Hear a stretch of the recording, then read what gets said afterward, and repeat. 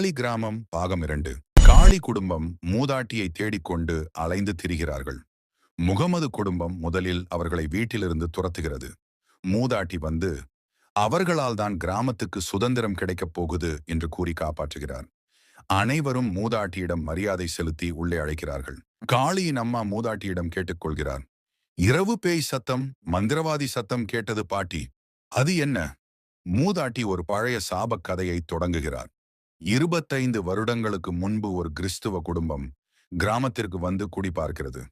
குடும்பத்தின் ஒருவரின் கணவர் பசாபின் தலையை முல்லா அக்பின் ராஜா வெட்டுகிறார்.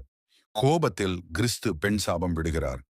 ஒரு இந்து குடும்பம் மட்டும்தான் சாபம் நீக்கும். தற்கொலை செய்து தன் கழுத்தை வெட்டிக் கொள்கிறார்.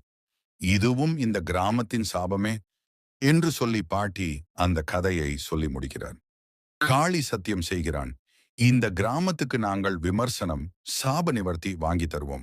சத்தியம் செய்தவுடன் மூதாட்டி உயிரிழக்கிறார். அனைவரும் அழுது அவரது உடலை அடக்கம் செய்கிறார்கள். சத்தம் மீண்டும் கேட்கிறது. நாசம், நாசம், ஹா ஹா. ஒரு பெண் பேய் தோன்றி அழுகிறது. காளி பேயை சமாதானப்படுத்தி கூறுகிறான். 33 வருட சாபம் நீங்கிவிட்டது. ராஜா என் கணவரை கொன்றான். அவனை நான் அழித்தால்தான் எனக்கு முக்தி என்று பேய் சொன்னது.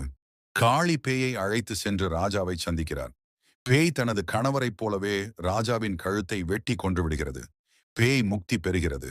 கிராமம் சுதந்திரம் பெற்றதென மக்கள் மகிழ்கிறார்கள். ஹிந்து, முஸ்லிம், கிறிஸ்தவர் ஆகியோர் மீண்டும் ஒற்றுமையாக வாழ ஆரம்பிக்கிறார்கள். காளி கிராமத்தின் புதிய ராஜாவாக உயர்த்தப்படுகிறான். முகமது குடும்பம் மற்றும் காளி குடும்பம் ஒன்று சேர்ந்து வாழ்கிறது. பாட்டிக்கு 16வது நாள் காரியம் முடிகிறது. 33 வருட சாபம் நீங்கியது.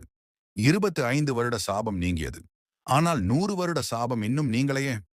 மக்கள் பயத்தால் ஓடி காளியின் மாளிகை முன் கூடி நிற்கிறார்கள்.